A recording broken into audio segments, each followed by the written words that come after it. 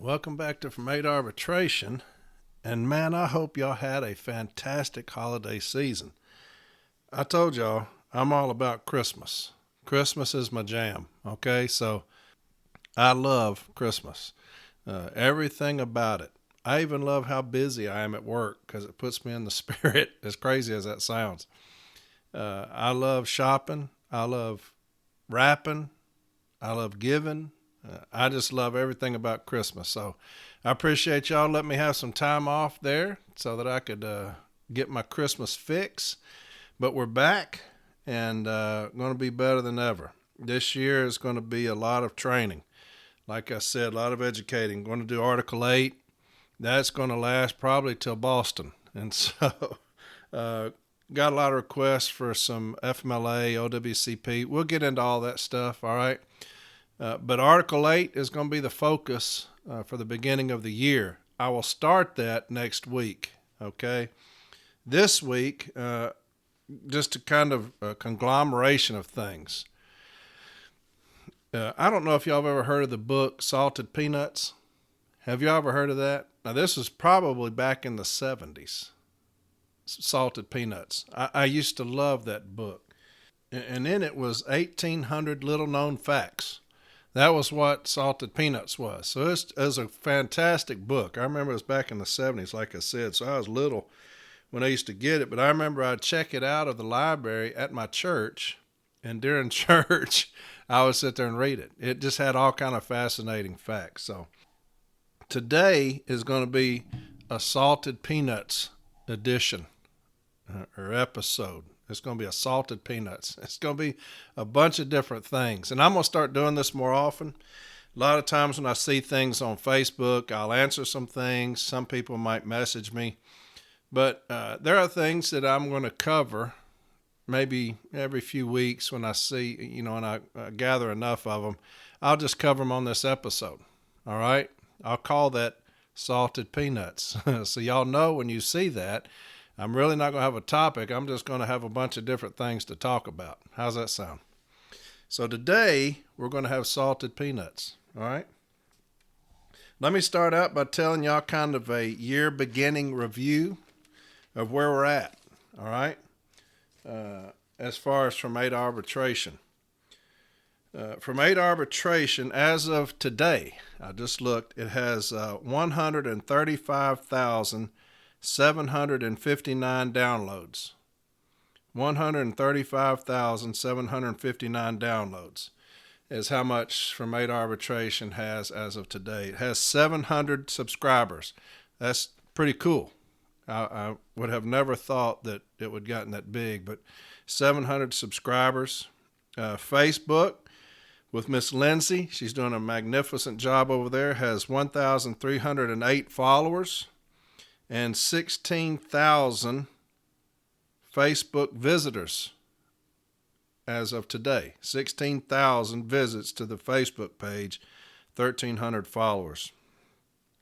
From8arbitration.com has 3,200 visits to that website. 3,200 visits to From8arbitration.com, which is unbelievable. December alone had 513. 513 visits to From8arbitration.com in December. That's just magnificent. And it makes me happy because it makes me feel like people out there are genuinely trying to get educated. And that's what this is all about. I want to say a very special thank you to Miss Paula Marshall Arguello. I hope I said that last name right. Paula Marshall Arguello. If you go on to From8arbitration.com and you scroll down towards the bottom, she has taken it upon herself to take all of my episodes and kind of make a slideshow, if you will, of them that you can train off of. I thought that's pretty dadgum amazing. So if you go on there, she's made slideshows, or whatever you call those things, when you go into training and have those where you can put them up on the screen. She's taken it upon herself to make those out of every episode. That's Paula Marshall Arguello out of Sonoma. And so I really, really appreciate that. That is awesome. And she's doing a fantastic job. They look amazing. All right. So thank you very much. Also, Discord is jumping right now. They're doing. I say this all the time. They're always on there. I don't think they sleep. They're always on there. They're always talking, always discussing. Very educational stuff on there. Fantastic things going on there. Reddit, from 8 Arbitration Reddit page, is amazing. That guy does a great job with that. Very funny stuff on there. Also, Twitter. That's from 8 Arbitration, has a Twitter page. So it's going crazy right now. And that's fantastic. It really is. I'd like to quadruple all those numbers this year. I do know that the APW listens. I know that rural carriers listen. UPS, I appreciate y'all. Y'all listen. Pipe fitters listens. Several other unions listen. I apologize if I let y'all out. But a lot of different unions are listening, which is fantastic because it's all about education. I think that if you've got a collective bargaining agreement, this is for you. I think I said that in my very first episode way back when. Because it's all about education. That's all I care about, nothing else. I'm going to go over a lot of stuff today, different things that I've seen, things that I want to show are grievances that several people have asked if they are, and we'll cover those today. I don't know how long it's going to be, but like I said, it's the salted peanuts edition. So we'll just cover all this.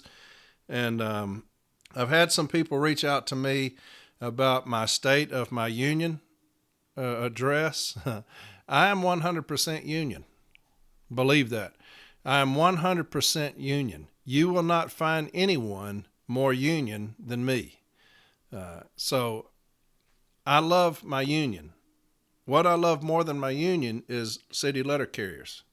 City letter carriers come first to me. Above anything else, city letter carriers.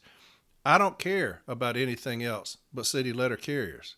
So therefore, I love my union because they protect me.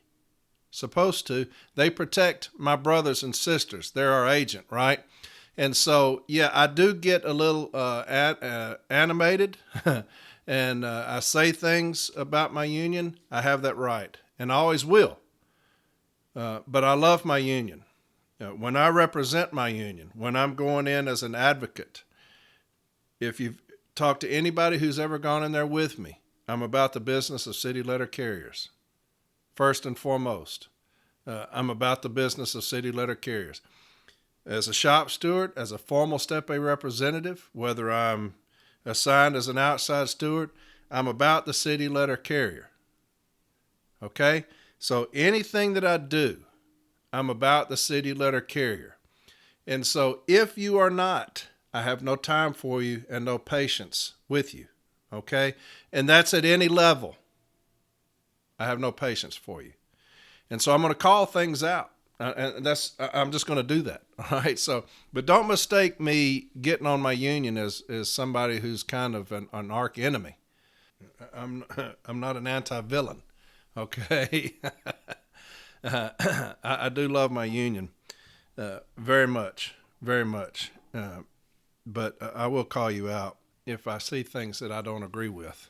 I just will. Okay.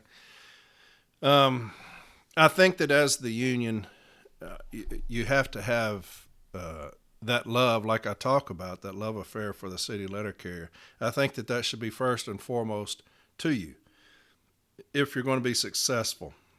If you're in that position so that you don't have to deliver anymore, you're a failure, and you will be a failure, okay? I had a Christmas party December 12th at my station. I had 2 carriers that retired, one over 40 years of service. I told you I got a lot of tenure in my station. Over 40 years, another over 30 years, and both of them retired, and we were going to honor them at my Christmas party. And so I asked a gentleman who is full-time with the union. He works full-time with the NELC. I asked him if he didn't mind coming down December 12th and representing the union. I thought that that would be, a good little gesture to come and represent the union. First off, for the Christmas party, and second, to let the carriers see them, that, hey, the union's here, the union's interested, and to let those two retirees know, hey, look, the union appreciates you. All the years of your dues, we appreciate you and hope you have a fantastic retirement. So I asked this individual if he would come and be part of that. I thought that that would be fantastic. And that was a Monday. It was 9 a.m. Sent him a text, 9 a.m. So Monday comes, we have our party, it's 9 a.m., no show. Don't hear, no text, no nothing. Which was a slap in the face to my people, About 1 o'clock, I'm out delivering mail. So I just sent a message. I said, hey, we're going to go ahead and start eating. Kind of a little smart-ass thing, because I told them it was at 9 a.m. And they send back, laugh out loud, I forgot. Laugh out loud, I forgot. The 17th of December, they had the big thing up in Washington for Mr. Renfro, where they were he's being introduced as the new president, and the big soiree they had up there. And this individual was at that, hamming it up with the others, pictures of them, laughing and cutting up with those NALC folk. And that's the picture that I've been trying to tell people when I get on my union, is that you have to have that love affair. And the NALC, the National Association of Letter Carriers, I don't know if you remember when I talked about it would be called the National Association of the National Association if the union was the most important thing. The most important thing has to be the letter carrier. That's the reason it's called National Association of Letter Carriers. That's the perfect analogy of what I'm talking about. I asked you to come and be present at a Christmas party. Maybe you don't like Christmas. Maybe you don't want to do that. But I told you that two individuals were retiring over 35 years and over 40 years of service. Union members, strong union members. And you're going to tell me you forgot about them?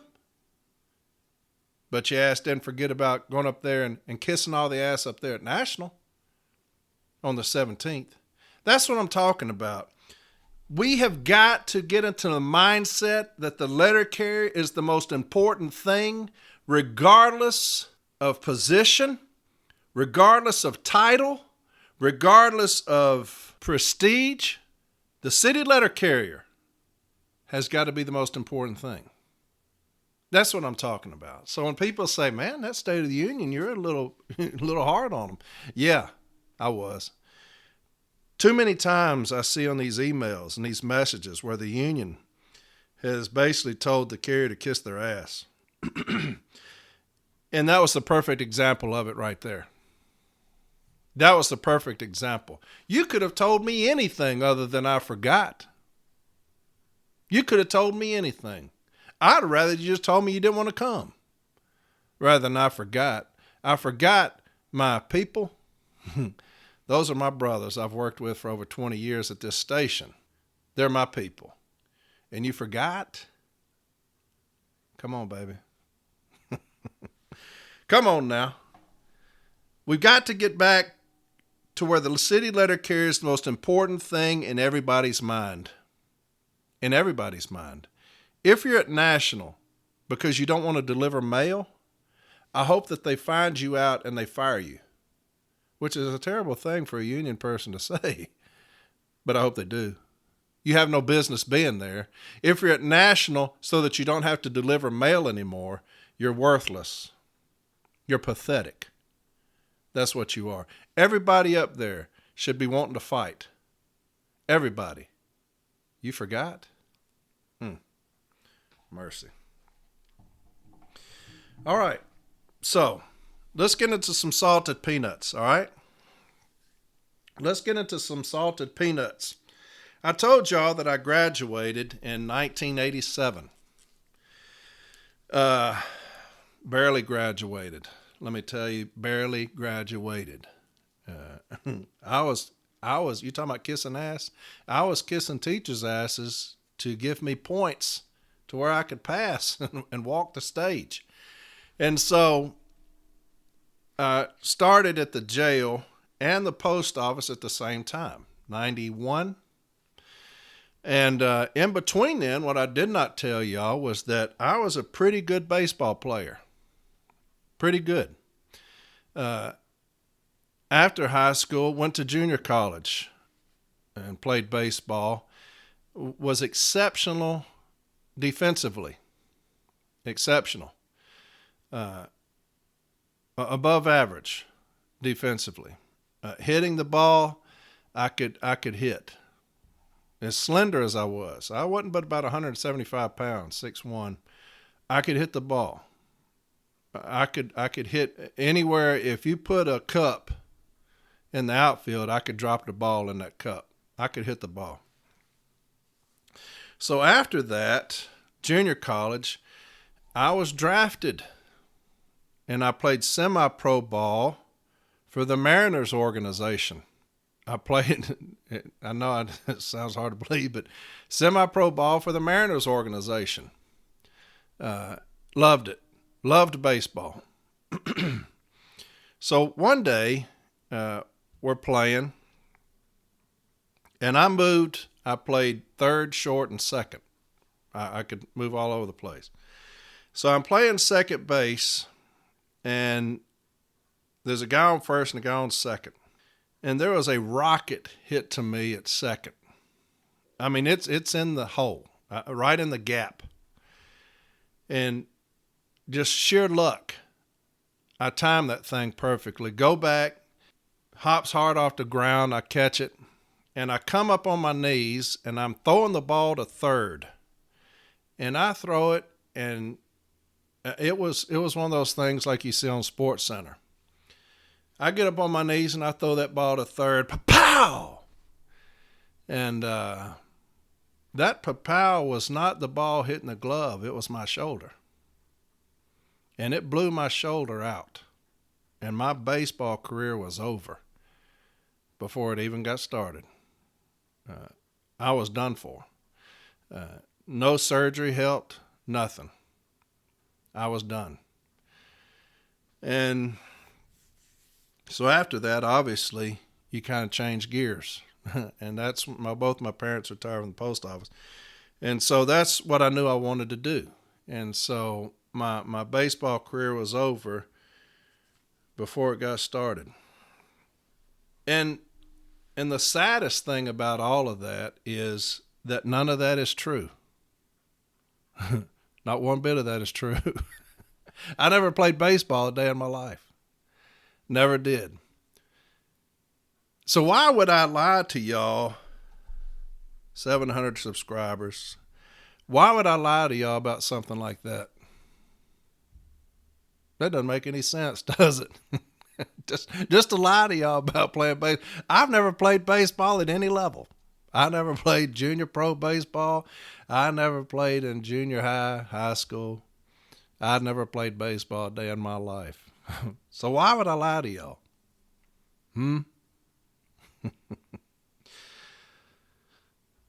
Management lies to y'all the same way. I see it over and over and over again. So what would it take for me to do for y'all to understand that management's a liar? How many times would you have to catch Corey Walton in a lie before you would call him a liar? How many times? Would it be just the one time? One time you lie, you're a liar, right? Management inherently wants to lie all the time. That's why when I tell you that I worked at the jail, Lindsay puts up pictures of me at the jail with my uniform on. That's why when I tell you stories and I say, ask this person, they're on Facebook, ask them if that's true. Jason Atchley, Brian Buttry, people that have been with me when I'm telling you stories of things that have happened. That's why I do that, because I work with liars, okay? I need y'all to understand that what I'm telling you is true. So I put a picture of me at the jail so that you see, yeah, Corey did work for the jail. He's not full of shit. Management will lie to you like I just lied to you about playing baseball for no reason whatsoever. Always make sure that you're checking everything that management says with the premise that they are liars, with the understanding that they are liars about everything that they do. So anything that you see that management writes, treat it as a lie. I'm going to give you an example. Here's an example of what I'm talking about. A gentleman sent me some discipline the other day, and he said, hey, Corey, I need some help with this discipline. There's two forms of discipline. There's two different disciplines, right? Both letter warnings for carriers. And he said, hey, they're pretty bad. If you could help me, and I'll always help you. If anybody's ever messaged me, I will help you. Okay, so this individual sent me this discipline. This is what it says. Charge, unsatisfactory attendance. Specification, failure to maintain regular attendance. On multiple prior occasions, you have been made aware of your responsibility to follow the instructions of your supervisor. Specifically, you are made aware of your responsibility to report to work as scheduled. You are also made aware of the proper notification procedures when you are unable to report to work as scheduled. Then it's got since January 14th of 2022, and that January 14th of 2022 is a different font and it's a different darkness. Okay? To present, you have failed to adhere to your schedule on the below listed dates. So the January 14th, 2022 has been input by whomever. Okay? So that tells me what? This is a template. All right. Now, this letter of warning was December 22nd of 2022. Okay. Remember that. December 22nd of 2022 is when this discipline was written. The very first date cited is January 14th of 2022. They went back an entire year on this individual. Okay. January 14th, January 22nd, February 3rd, February 23rd, goes all the way up through December. So they've gone back an entire year on this individual. So let me ask you something. When they say on multiple prior occasions, when are the multiple prior occasions? Hell, you went back a year. So I asked the individual, I said, what are the multiple prior occasions? I don't know. I said, well, let's find that out. Because I'm going to say they're liars. Why? Because they love to lie. So he messaged me back. He said, December 2nd. December 2nd what? December 2nd was the multiple prior occasions. I said, that's one occasion. Yep, but they said it's December 2nd. Well, that's not multiple. Do you see what I'm saying? Management has lied to you on discipline. The second letter of warning that he sent me, the exact same language. You know why? It's a template that labor has written with an intentional lie. Why? Because they want an arbitrator to see that, man, on multiple prior occasions, this gentleman's been made aware, this lady's been made aware of their requirement to be regular attendance. Obviously, they're not getting it. And now they've had to issue discipline because of that. That's why they do that. They're willing to lie to get discipline to be issued to us and stick. That's why they do that. So when I tell you this story about the baseball, that I played baseball, it was an intentional lie, right? Management is no different. They will intentionally lie. Do not take what they say for granted. Okay? Do not take anything that they say for granted. You challenge every single thing. Just like this individual. And I said, what happened on December 2nd? They said it was an official discussion. An official discussion on their attendance? Yes. And yet they've cited dates all the way back to January. I said, make that contention. If you're going to give me an official discussion, you damn sure ain't going to use dates that you cited in that official discussion. We're not going to use dates that were covered under an official discussion, right? I had an arbitration once. A young lady was the shop steward. She was a hellraiser, big time. And it was a letter of warning, so it was an expedited arbitration. It was in front of Josie Franks. It was in Mississippi. And it was in 2017. I remember that. They wanted this shop steward out of there. So it was a letter of warning, 7-day, 14-day removal, all within 2 months. So this letter of warning was imperative that I win that case because all the others would tumble if I did. And in that case, what had happened was this postmaster had told the carrier, shop steward, that there was a hold order for an individual only and to continue to deliver the mail of this other individual. So that's what she's doing. The supervisor comes up on the side and says, hey, look here. Here's another hold order. They're wanting you to hold this other individual's mail as well. Okay? Starts doing that. Then the supervisor comes up and says, hey, they just called. They want it delivered. They want the mail to be started delivered again. Okay. So the carrier starts delivering the mail again, and the postmaster comes up and says, hey, I just got a phone call. Why are you delivering the mail? I told you specifically not to do that.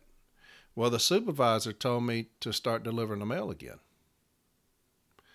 Calls the supervisor over. Hey, did you tell this carrier to start delivering this mail? No, I never told her that. The shop steward, you're a liar. You did tell me that. No, I never told him that. So they give her a letter of warning. So here is the supervisor getting caught giving this carrier some bad information, some bad instruction. And instead of coming clean with that, she was willing to let this shop steward fall for that and get this discipline. Now, in the hearing, it all came out. I was able to bait this supervisor into lying in the hearing. As a matter of fact, my friend Greg White was the advocate for management. She starts crying, and she's crying uncontrollably. And I'm grilling her about when I caught her in this lie. Because when I caught her, it was obvious. I trapped her big time in this case. And so I trapped her. And so once I trapped her, you're not getting out, right? Any advocate will tell you, once you got them trapped in that lie, they can't get out of it. And the more she tried to get out of it, the harder I squeezed. It's like an anaconda. She's sobbing, looking over there at Greg. Every time I asked a question, she'd look at Greg. And finally I said, ma'am, he can't help you. He can't help you in here. You need to look at me. I'm talking to you. Answer the questions that I asked. And she kept looking over there. I said, ma'am, he's not going to help you. He can't come to your rescue in here. And so obviously the arbitrator threw the discipline out. Management will lie to you to get you fired. I have seen them lie in clock rings. I have seen them lie on discipline. I have seen them lie on mail volumes. I have seen them clock carriers off while they're still out delivering. They would rather climb a tree to tell a lie than stand on the ground to tell the truth. Always remember that when you're dealing with management. Anything that you see, question it that they're lying, okay? I had an individual that was messaged me Friday, and he said that he was working on some cases, and in the other room he could hear the teleconference between the district manager and all the managers and postmasters and all these things. And the district manager tells them that, hey, look, any carrier that's out past 8 hours is stealing. District-wide, any carrier that is out past 8 hours is stealing from you. That's what he told them. And he wanted to make sure that that doesn't happen. Now, how do you think management is going to do that? What do you think that did to management in that district where that came from?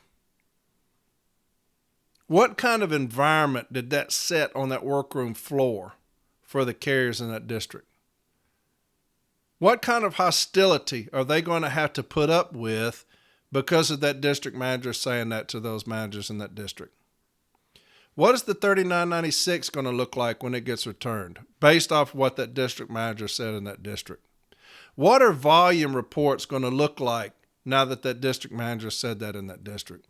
What are the street observations going to look like because of that district manager, what he said in that district? Here's a district manager, the top person in the district, telling his employees, the carriers are stealing from you if they're out past 8 hours. Think about that.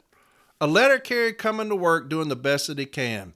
And this son of a bitch is going to say the carriers are stealing from you if they're out past 8 hours. That's the mindset that management has on us at every level. Okay? That's the mindset that they have on the city letter carrier at every level. We're thieves. We're stealing just by coming to work.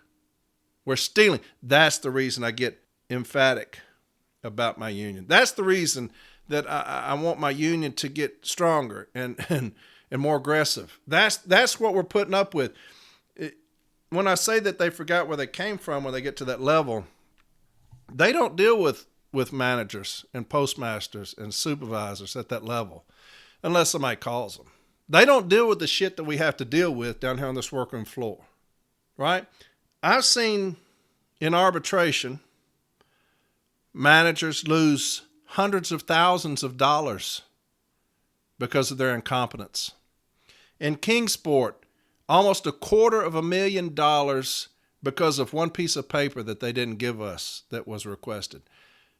$250,000 now. Nothing happened to the supervisor. Lake Charles, I've rung up $500,000 in grievance settlements in arbitration. Nothing happens to the supervisor or postmaster. Here in Nashville, $500,000 on a route inspection because management falsified and cheated and lied. Nothing happens to the postmaster or the supervisors or to the managers. I've been to Huntsville where that's cost them off of one grievance $50,000. Nothing happens to the supervisor or to the postmaster that does that. All across this country, I see over and over again the non-compliance over non-compliance over non-compliance. The money that is wasted on non-compliance due to management's inability to go by the contract. I've seen that everywhere, and nothing happens to them. And I've got a son of a bitch as a district manager going to say that the letter carrier, if he's out past 8 hours, is stealing from you. That's the double standard. Management doesn't give a damn about themselves. The carrier's stealing. If he's out past 8 hours, he's stealing from you. He could be working his ass off, but he's stealing. That's the reason I want my union to be bulldogs. That's the reason I want my union to be wolves, jackals. That's the reason. It's because that's the mindset that we're dealing with. A district manager is going to say that the carrier is stealing from you if he's out past 8 hours, and I've got son of a bitches that waste $500,000 in an arbitration and not one thing said to them. This is my salted peanuts, right? Different topics. I have a couple of things that people sent me kind of on the same thing I was just talking about. And here's what one of them said. He says, I know you get bombarded constantly, and I appreciate any response you give. This isn't me asking you something critical or even expecting a response. I just want to pick your brain on a couple of things because I'm very interested in what you would have to say. One of the things that pisses me off highly is the notion of follow instructions, then file a grievance later. To me, if the contract is not powerful enough to be enforced immediately on the spot, on the workroom floor, then what good is it? Or that dynamic tilts the playing field heavily in favor of management. A carrier can be subject to immediate consequences for violating protocol, but not management. They can continue to travel all over Article 8 and Article 7 every day, and carriers are told we have to simply take it. It's further advantageous to them because there are so many branches that don't file grievances, and therefore management has no incentive to comply with the contract. Then he goes on to something else about arbitration. And and I get that all the time, and I think even Mr. Renfro got that about the constant noncompliance. The constant noncompliance of the contract. Let me tell you, the contract was negotiated between two parties with the understanding, with the premise. That's the reason the contract was written, was that the things in the contract were going to be followed. That's the idea. That's what the parties expect, okay? So the only avenue we have is the grievance procedure when it's not followed. I understand completely what you're talking about, and that goes back to what I was just saying about this district manager saying that the carriers are stealing. Management has no incentive to comply. If they don't comply and it's grieved, then there's, a resolution, maybe some money. There is no incentive to comply, really. Nothing ever happens to them. There's no fear. So, now if an arbitrator came out and said that the manager was responsible for the money out of their own pocket, then you would see the contract abided by. Then you would see compliance immediately. That would be compliance. If an arbitrator said, hey, this $500,000 is going to come out of the supervisor's pocket and we're going to make a little payment plan, you would see compliance nationwide then. But there's no incentive to comply for management. District managers don't care about noncompliance at all. Postmasters don't care about noncompliance. Those grievance settlements, that money is in a whole different thing, and labor will tell you, they don't look at that number. They don't look at that figure. They don't care about that. That's set aside as a whole different thing. If the district manager was to come down and say, no more noncompliance, whatever you have to do, you know what? There would be no more noncompliance. But they don't care. All they care about is saying that the letter carriers are stealing. So to that individual that wrote that, I get your frustration. I deal with it all the time. JB has 1,200, I swear to God, 1,200 cease and desists on Article 8 violations in this city. 1,200. There's no incentive for compliance. And that's why I get angry when I see my business agent's office say, we're not going to say cease and desist any longer. We're going to say, we'll comply, shall comply, please comply. You're setting us back to the first step when you do that. We're in a fight, okay? We're in a fight with management. And I need my union to be with me in this fight. I need my union to be behind me in this fight. If you're not going to be in front of me, at least be behind me, And that's what gets me frustrated. From coast to coast, I see things people send me where the union is not helping. And so I do get frustrated, and I see things because of that. But to that gentleman, thank you for reaching out. I told him I was going to address it on this episode, but the contract was written with the understanding of compliance, with the expectation of compliance.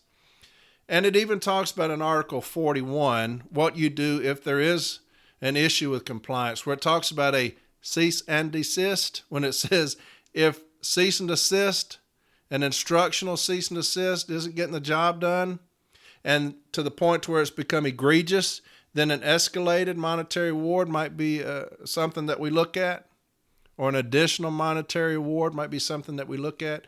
It doesn't say an instructional will comply or shall comply. Cease and desist is what's contractual there. And so it does address that, what would happen. But to that gentleman, the contract was written with the expectation of compliance. Okay? And so, like I said, have won millions of dollars in arbitration because of noncompliance. And there's no incentive for management to comply. They don't care, really. Here's another individual that reached out. He said, just from a personal perspective, the three most chronic problems that I see for branches are 1, Article 8 violations. I agree with that. Article 7 violations. We deal with that. And 3, the refusal of management to resolve grievances at the lowest possible level when a matter is clear-cut, black and white. I think that is Article 15, but I'm not sure about that.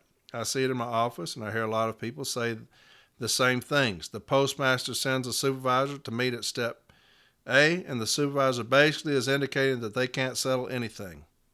Isn't that already an automatic violation of Article 15? Then it goes to the postmaster and they refuse to settle anything. If the overtime list was not maximized before going off the list or when mandating carriers to work their day off, that's not confusing or gray. And so I told him I'd address that. You're right, 100%. And that happens nationwide. That doesn't make it any more acceptable, but it happens nationwide. Most supervisors don't care about the grievance procedure. They're going to go in, they're a signature is all they are. They're not going to have anything ready. Most of them, they're not going to have anything ready to go. They're not going to have anything to show you. The things that you've requested are the only things going to be brought to the informal Step A meeting. They're not going to settle anything 90% of the time. And that's just how it is. Postmasters, station managers, the same way. They're not going to admit guilt to anything. If they tell you that they can't settle it, then I would write that down in my notes. At the informal A meeting, the supervisor said he didn't have the authority to settle this grievance. That's a violation of Article 15. If the postmaster says, I don't have the authority to settle this grievance, I'm going to write that down in my notes. That's a violation of Article 15. But those are things that are nationwide. Most managers, supervisors are not going to resolve grievances. Some will. In Nashville, we have a, decent amount that will. And so, but that's a problem. But what do you do about it? Management has the right to manage and mismanage. We police the contract, okay? And so that's just the way it is. We cannot force them to settle anything, unfortunately. All we can do at the informal A level is take the 14 days, get all the information possible that we can to support our position, make sure that the formal A has all of those things, our contentions. Same thing with the formal Step A, make sure that they have all their contentions, everything ready to win this case. And that's the union's position. It just is.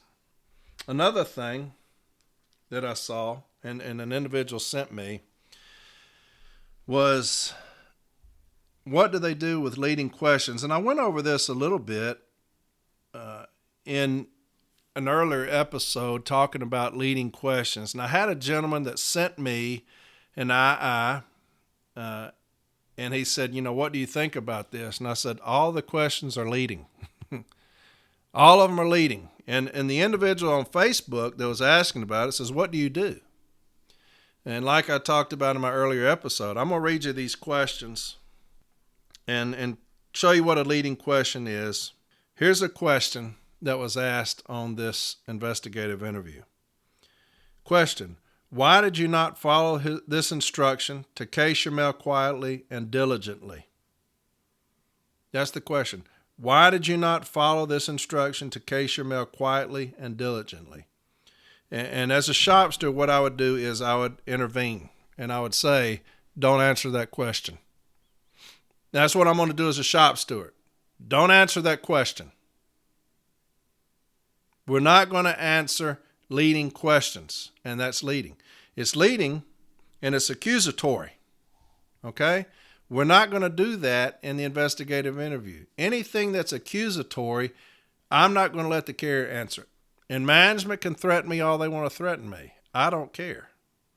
But I'm going to tell the carrier, don't answer that. It's accusatory. And then I'm going to have the supervisor rephrase or reword the question. Now, more than likely, they're going to tell me, this is my investigation. You stay out of it. Okay.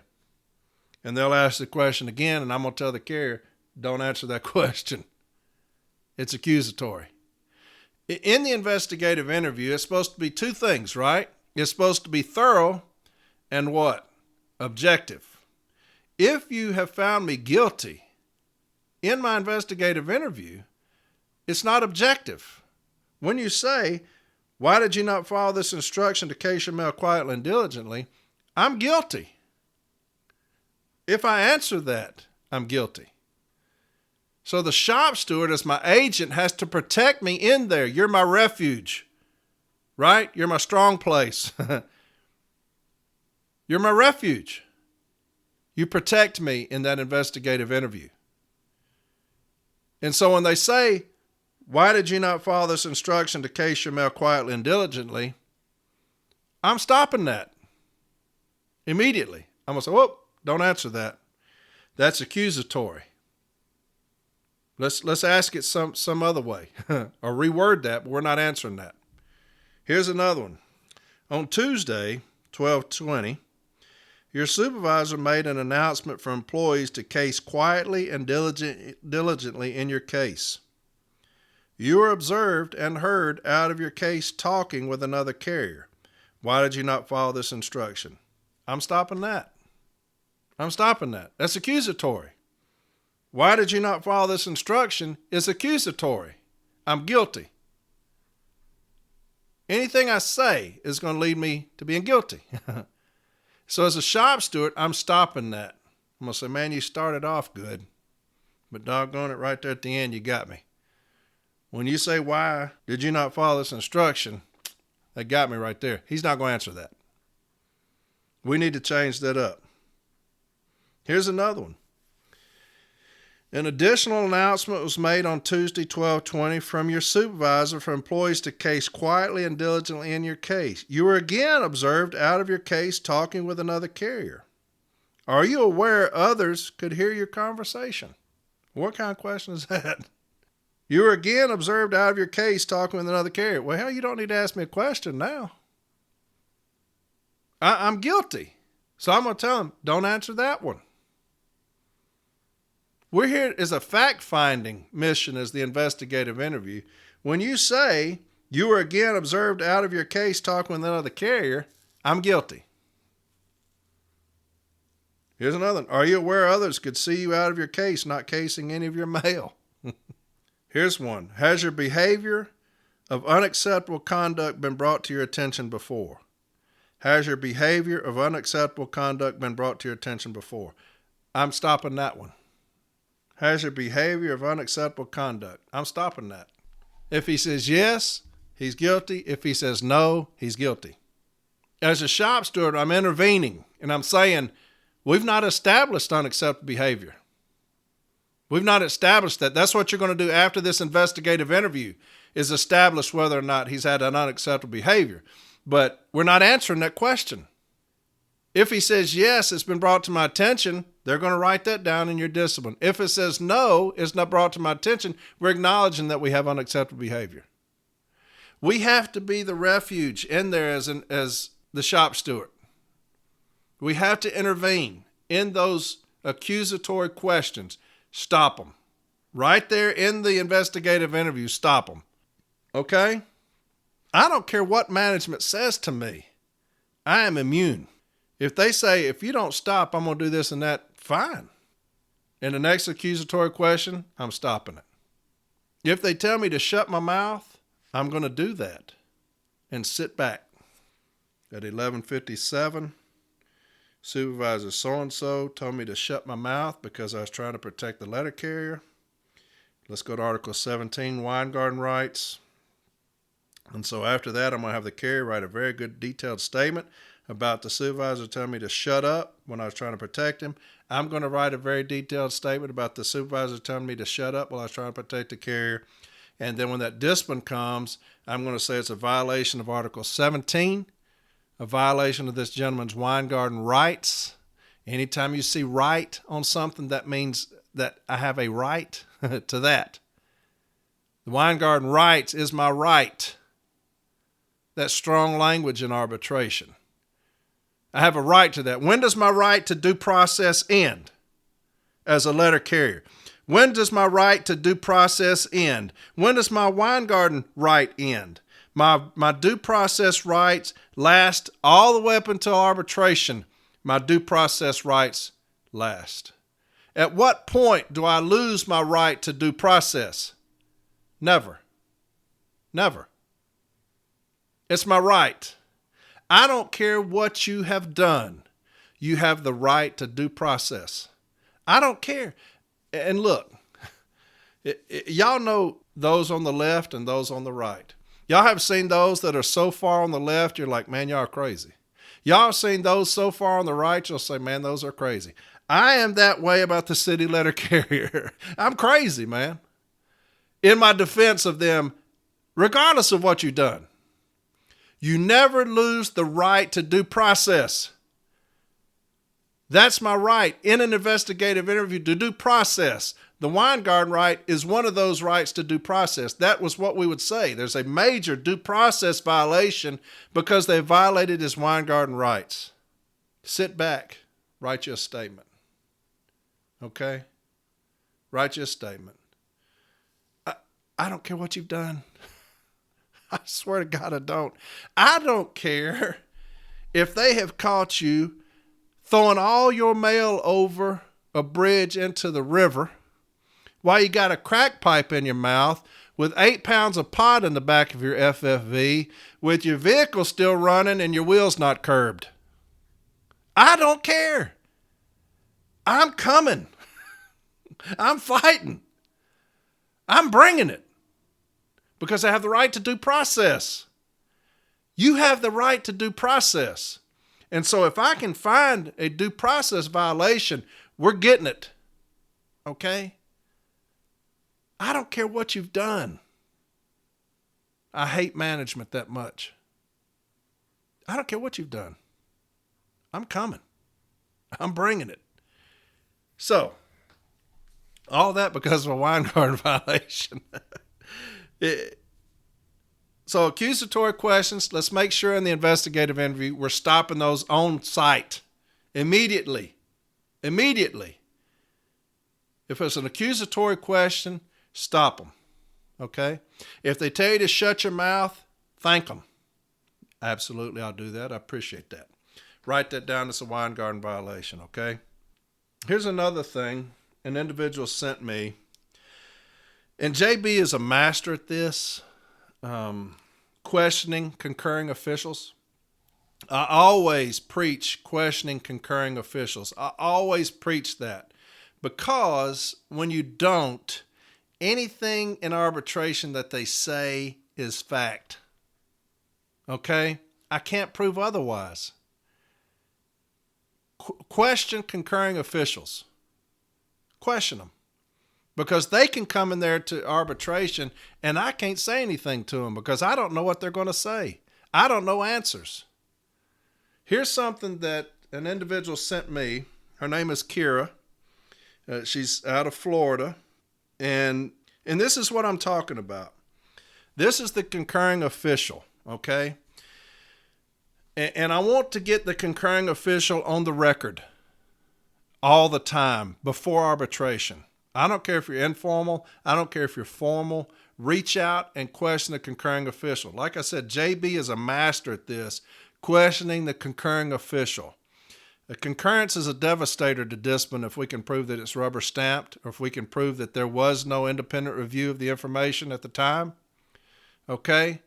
Concurrence is a devastator if I can show that it wasn't properly concurred on. I've won more discipline grievances in arbitration through concurrence than most anything else. Arbitrators aren't going to tolerate it. I had a 14-day suspension one time of a gentleman. He was Fats Domino's nephew. He was Fats Domino's nephew. Looked just like him. It was eerie. Looked just like him. But he had a 14-day and a removal. I was responsible for the 14-day. Pete Moss, the business agent, came in and handled the removal. But I handled the 14-day. And my branch president, Dave Clark, the very last sentence, now this guy's guilty as he can be, but the very last sentence of his contentions, he's had about 6 pages of contention, the very last sentence was, there was no proper review or concurrence on this discipline. That was the very last sentence. There was no proper review or concurrence on this discipline. That's all he said. So in the hearing, management never addresses it. I don't even think they saw it. It's the last sentence, like I said, on about 6 or 7 pages of contentions. So in the hearing, they bring in this witness. She sits down, swears her in, and I'm going to say, Mr. Arbitrator, I'm going to have to object because this witness has nothing in the case file. Anything she talks about is going to be new argument. So the arbitrator says, does she have something in the case file? And the other advocate says, no, but the union has questioned proper concurrence. The arbitrator looks at me. I said, we sure did. At the Formal A meeting, we questioned it. And it was never addressed. They never said anything. Went to Article 15, Formal Step A. I said, at the meeting, you see that, Mr. Arbitrator? At the meeting, this is what's going to happen. A full, detailed statement of facts and things relied upon. It says that. You can call witnesses at the Formal A meeting. Management had an opportunity at the Formal A meeting to call this individual and address Mr. Clark's contentions about proper concurrence. That never happened. So I don't know what she's going to talk about here. And the arbitrator kicked her out, and he threw out the discipline. He said, no concurrence, no discipline. No concurrence, no, it was over with, just like that. No concurrence, no discipline. The 14-day, gone. Off of one sentence. So the concurring official is vital to management. And so if we can prove that it's a rubber stamp, that there was no independent review of the information at the time, if we can prove those things, again, that's my right to due process. I don't care what the discipline is. If there's not been a proper concurrence, arbitrators will throw that out. It's that strong.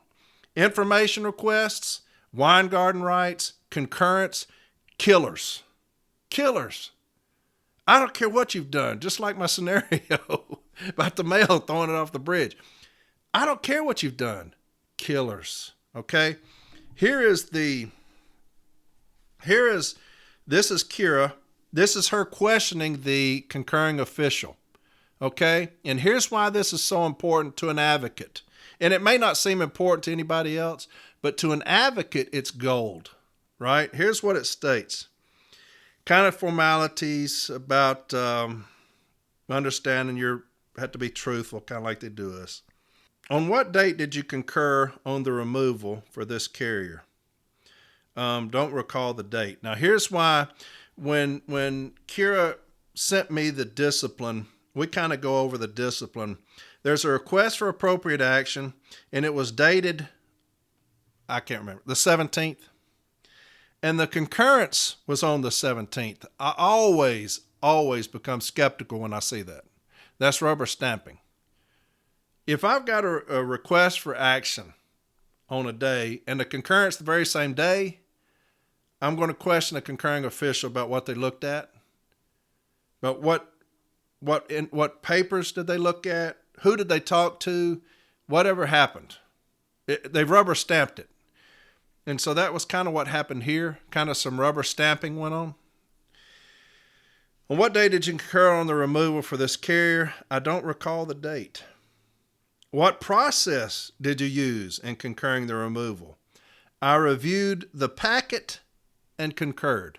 Okay? I reviewed the packet and concurred. All right? Did you weigh the evidence in the case against the information in the file? Yes, I did. These are good leading questions. Management wants to lie to us, okay? Management wants to lie to us. So ask them questions that encourage a lie or promote a lie, okay? That's what I do in arbitration. I ask questions. They want to lie. Did you look at everything? Well, they're not going to say no. They're going to say, yes, I did. You sure? Yes.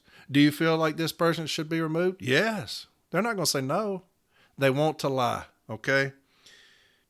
Are you aware that the maintenance person so-and-so supposedly delivered both the request for this carrier to appear for an investigative interview and the removal notice? Yes. So they had a maintenance person go out and deliver this, allegedly deliver this letter for this carrier to report for an investigative interview. Did you review the tracking information on both of those documents when concurring the discipline? Yes.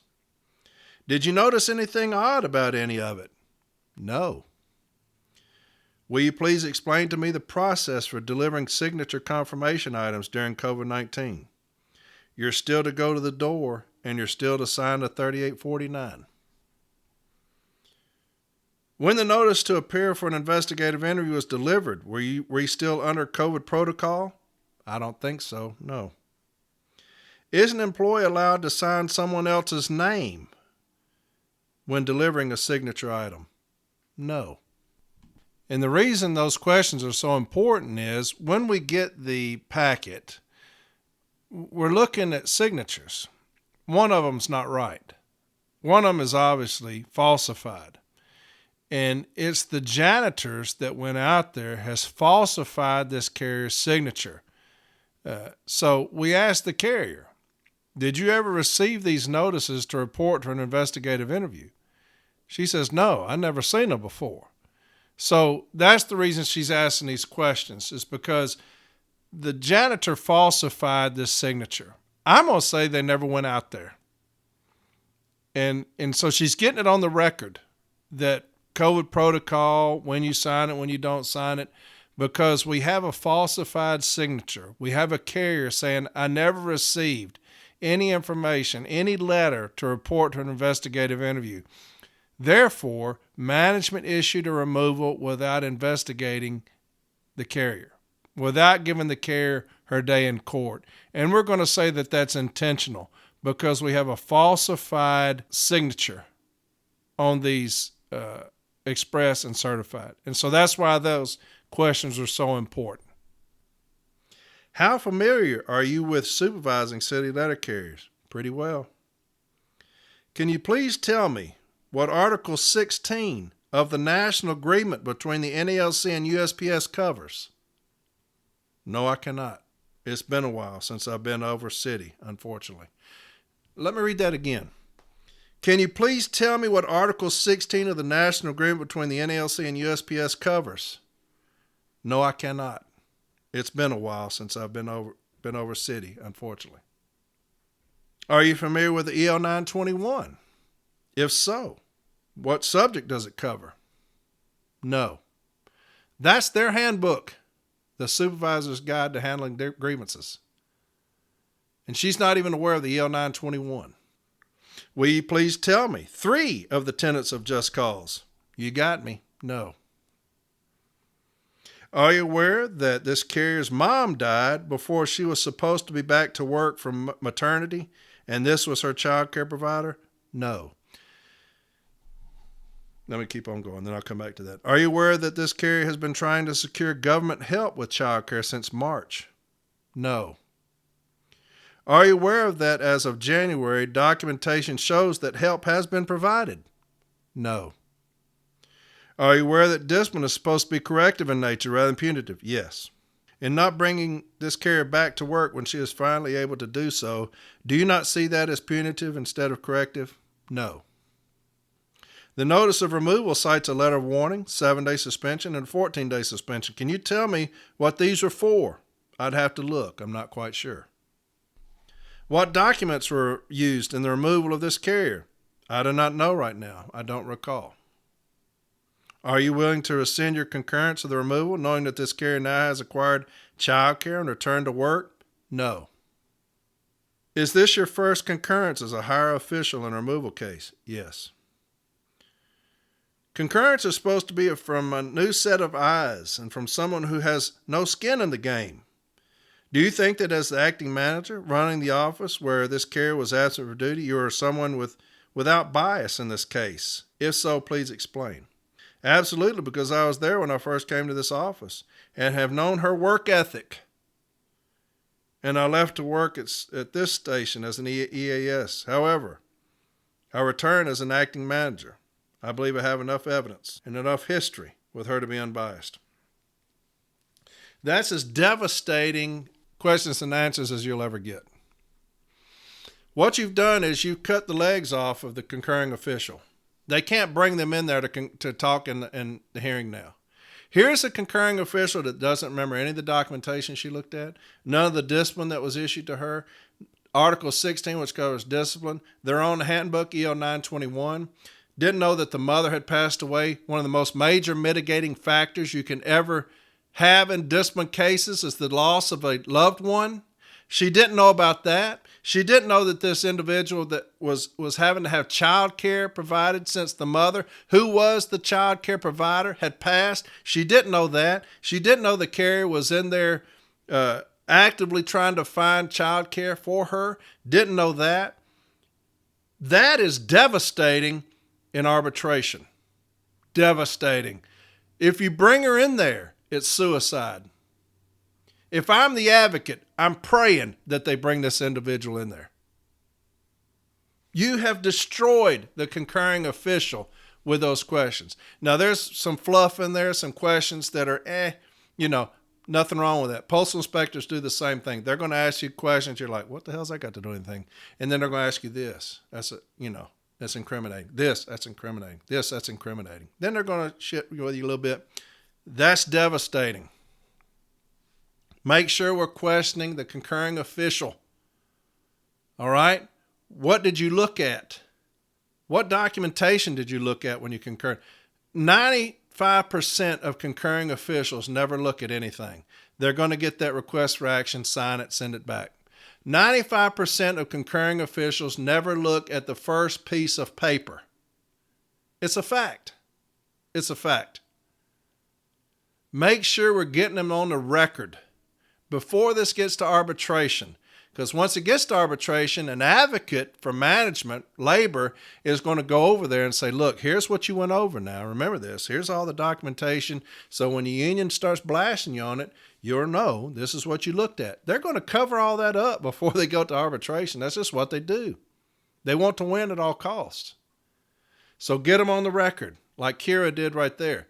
That's devastating in arbitration. So anytime you get concurrence, question a concurring official. What did you look at? Were you absolutely positive that there was nothing else we could do to get this carrier back to work? Do those things. So that's another thing. John Poskin, he's been on here before. We go back and forth quite often about sites that we have, contentions that we have. And he sent me a site the other day, one that he had done. And he got back, it was an award that he got, or he won on attendance, which is very difficult. But when I was telling you about the letter warnings earlier, about when they were saying multiple prior occasions, you've been put on notice. That's a template. That's how they lie to an arbitrator. Multiple prior occasions. We'll always question them. What are the multiple prior occasions? Because everything's a lie, right? Remember the baseball? Everything's a lie. Multiple prior occasions. And so we'll always go to management and say, what are the multiple prior occasions? Give me those dates. They're going to make up dates. They're going to pull them out of their ass. On this date is this date. Then we're going to get the 3972. We're going to get the 3971s. We're going to get the ERMS call-in log and put all these dates together. Why would they have done that? And then most importantly, we're going to talk to the letter carrier. Have they ever put you on notice on these dates? 10 times out of 10, they're going to say no, because management's going to lie. 10 times out of 10, they're going to say they never talked to me before this discipline. Never. Here's the decision that John sent me, and listen to what the arbitrator says. He says, lastly, as to the severity of the discipline related to the offense, there is no evidence that, quote unquote, multiple attempts were made to correct any issues related to the grievance attendance. This record is wholly bereft of any evidence that on any occasion, other than in the notice of removal itself, that the grievant received any notification, let alone multiple notifications of attendance-related issues. Did y'all hear that? That's what he's talking about right there. Labor has made a template. And in that template, everybody that gets disciplined is going to say the same thing on multiple prior occasions. They don't care if it's happened or not. They want to lie to win. They don't care if there's ever been multiple prior occasions. They're willing to write that on a charge, on a letter of warning, on a 7-day, on a 14-day, on a removal notice. They're willing to put that on there to win at all costs. They're willing to lie to do that.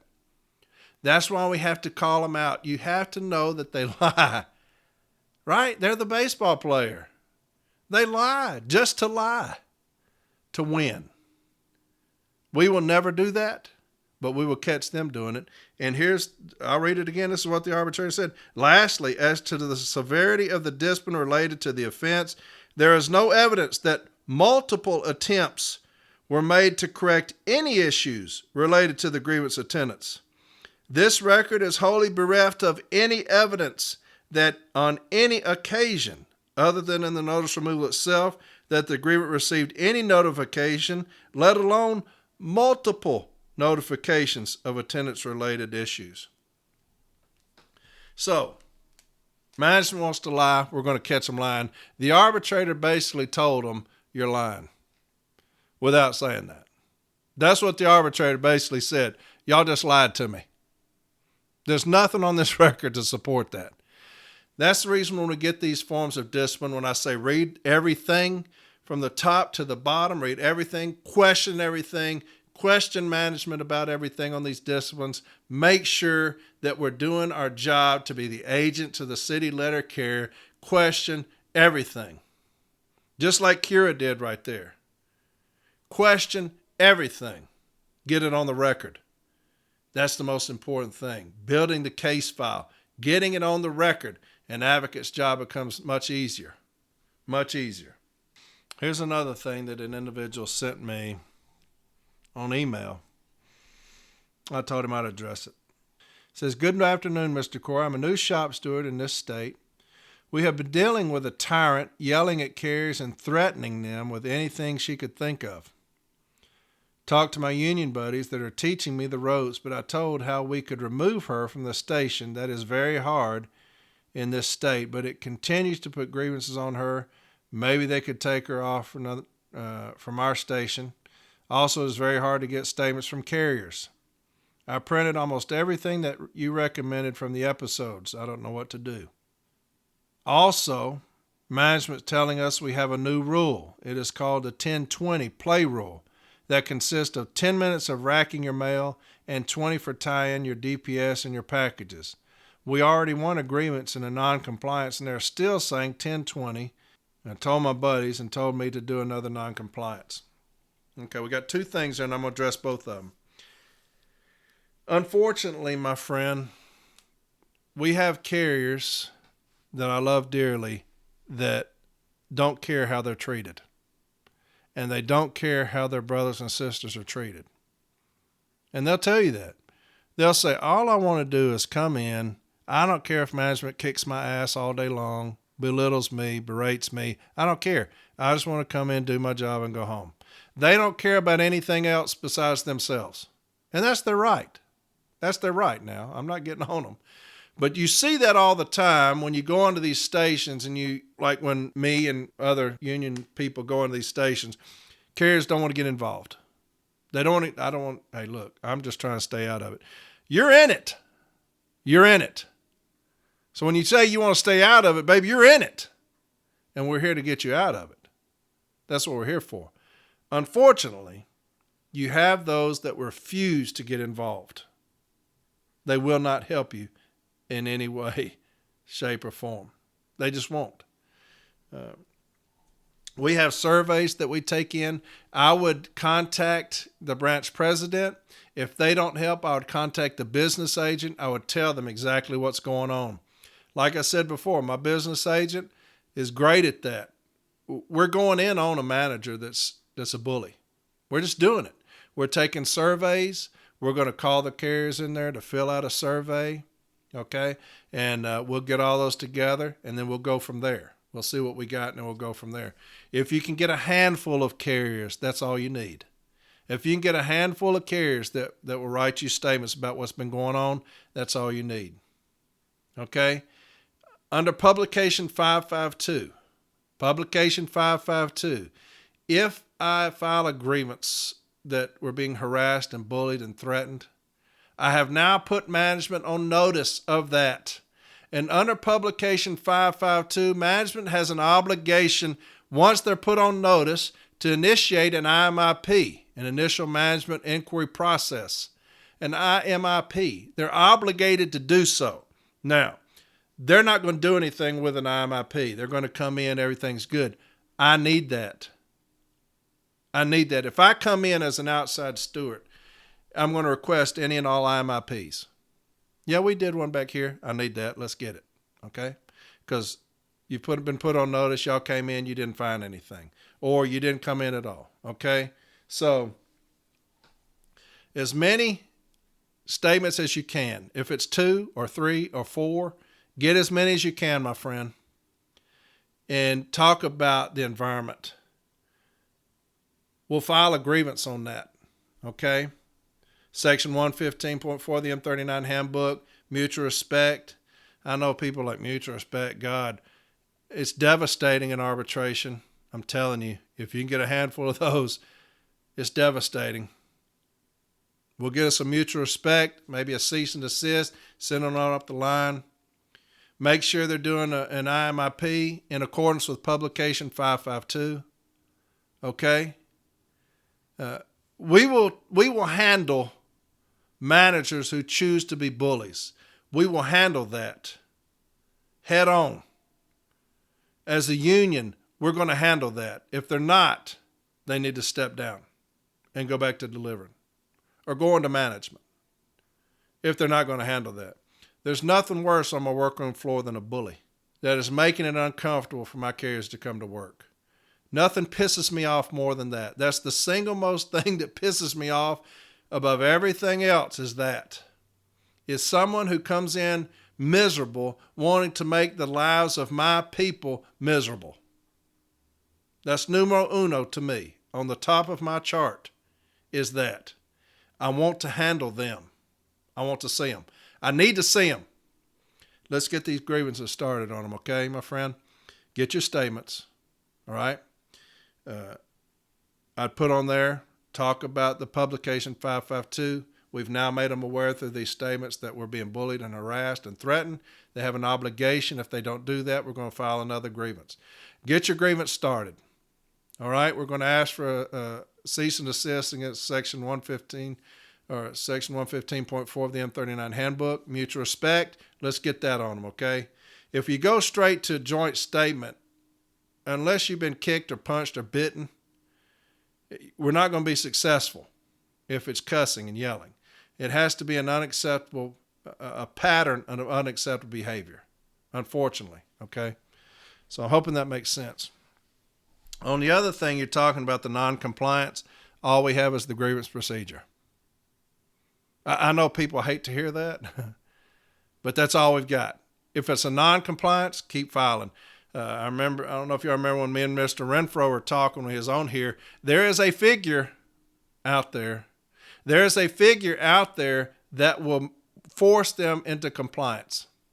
For Lake Charles, it was $1,000 per carrier per violation. That stopped it. Okay? I know that some others have some astounding figures. There is a figure out there. We just need to make sure that our business agent's office is in this fight with us and don't screw us with a will comply or shall comply. There is a figure out there that will get them into compliance. So my friend, unfortunately on the non-compliance, you just have to keep filing non-compliance. An arbitrator, you will find an arbitrator who will put an end to it. I assure you.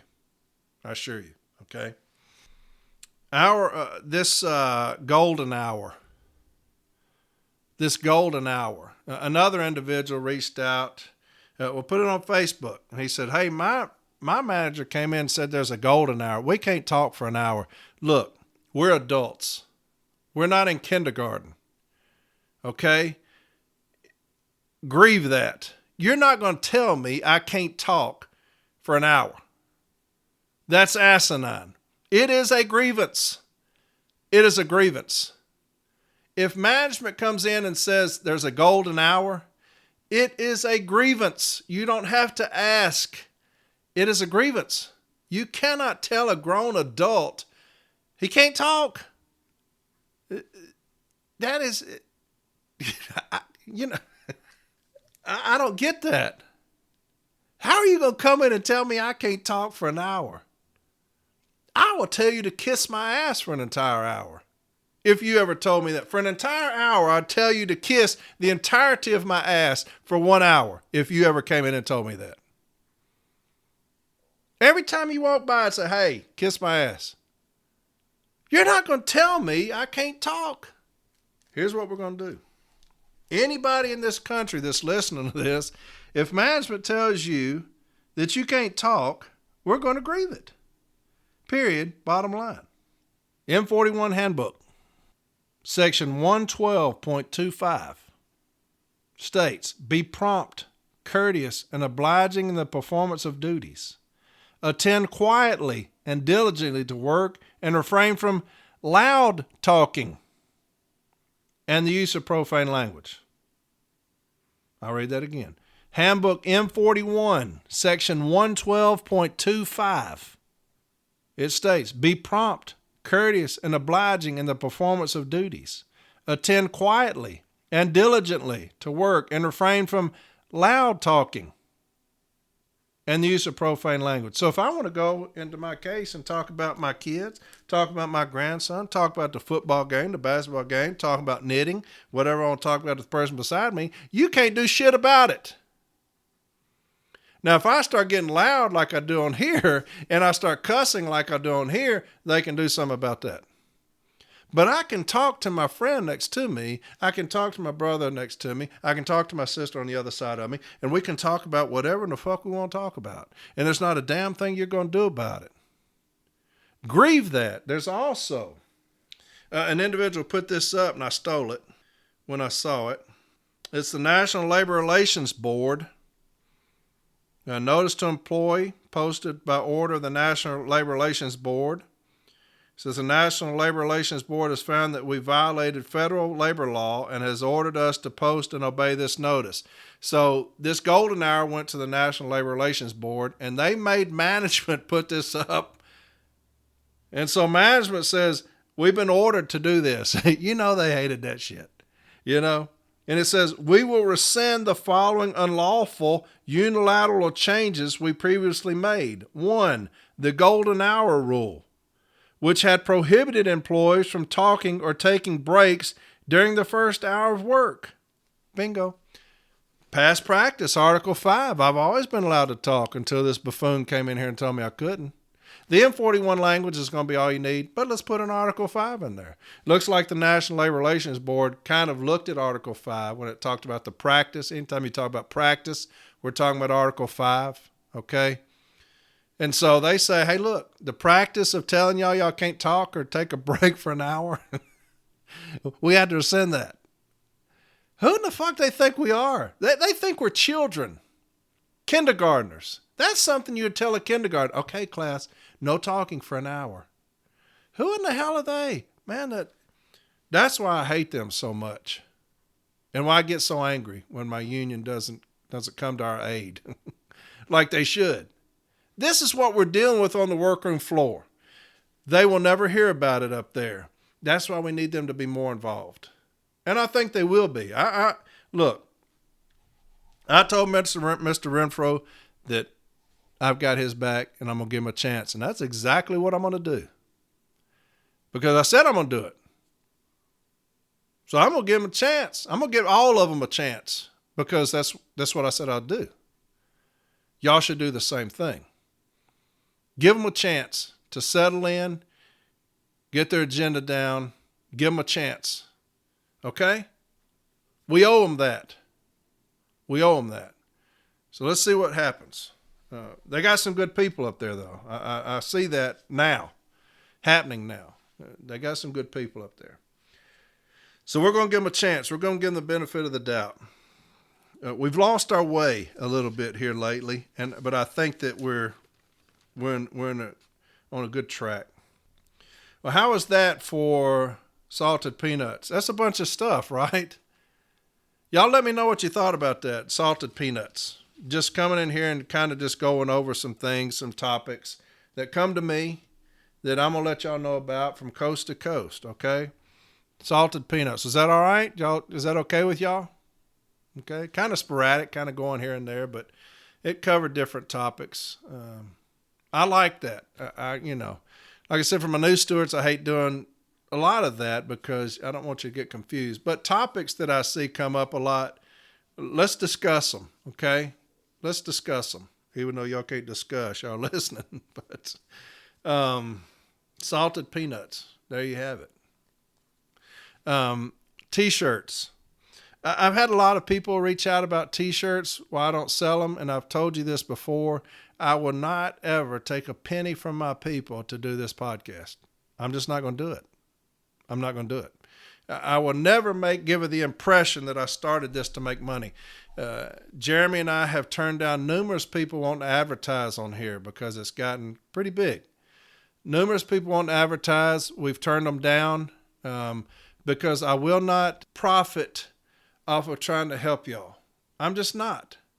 But T-shirts, I've had a lot of people ask. Matter of fact, I've had a couple of branches make their own T-shirts. Louisiana, they had the branch made them with their branch insignia on the front, and on the back, it's from the 8 Arbitration logo. Cool as hell. They sent me two of them, a gray one and a blue one. Money. Had another one send me a T-shirt that was made.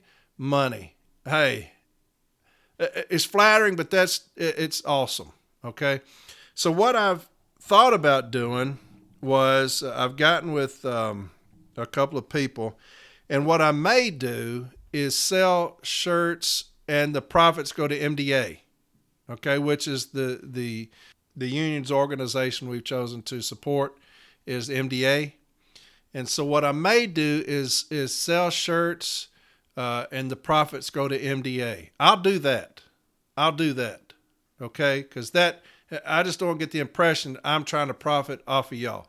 Y'all not going to come to me with hard times and me's like, hey, give me some money. That ain't going to happen.